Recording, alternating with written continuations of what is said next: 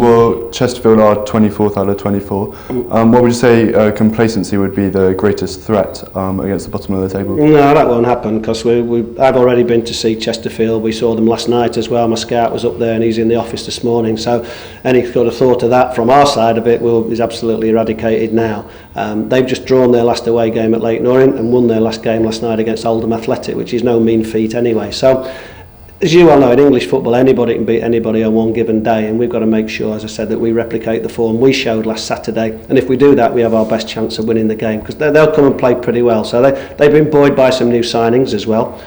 So you know they're going to be a bit lifted in terms of their last two results. So it's a challenge against momentum then?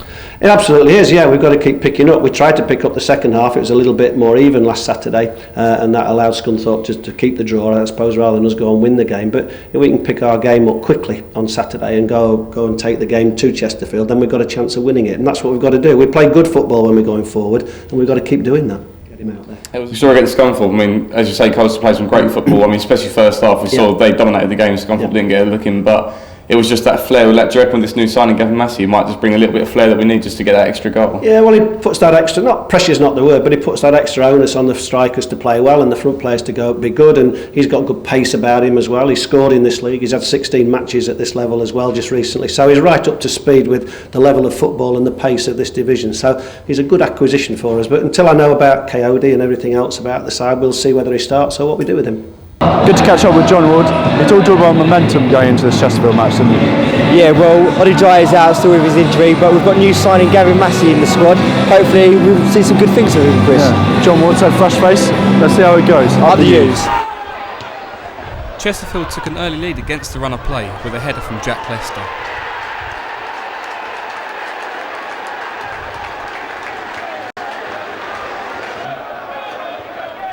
Colchester nearly hit back, but Andy Bond's cross could not be converted.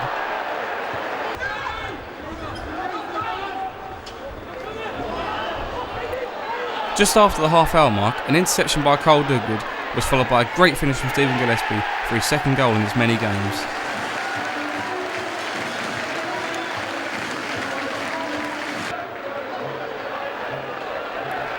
This was almost followed by a second goal soon after, but Gillespie's build-up play had no end result.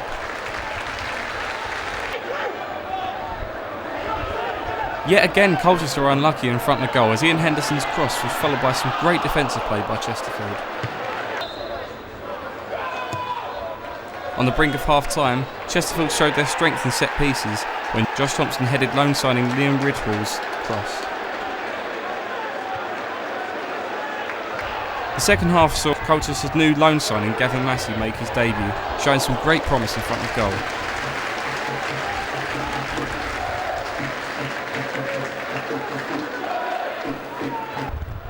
Massey's talent showed further with his through ball, but that was put straight into the south stand by Ian Henderson.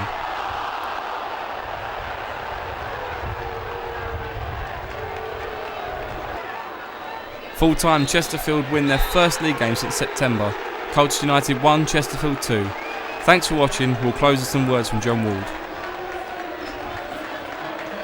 John, you've got to be terribly disappointed with that. Yes, I am, and particularly after the last two games, really, because we've had an opportunity here to pick up further points, and apart from the one that we have, and we've missed out on an opportunity with two home matches, regardless of who we play. That's not the thing. We've just not really gone and taken these two games by the scruff of the neck, which I thought we would and hoped we would. And the one today was sort of disappointed. Even at half time, we're okay. We've come back in the game once, played some really good football at 1-1, and we're saying, right, go and step it on. And as that second half went on and we couldn't find that opening, we just looked like we lost the belief in us that we could win it and could get it back. And we often puffed and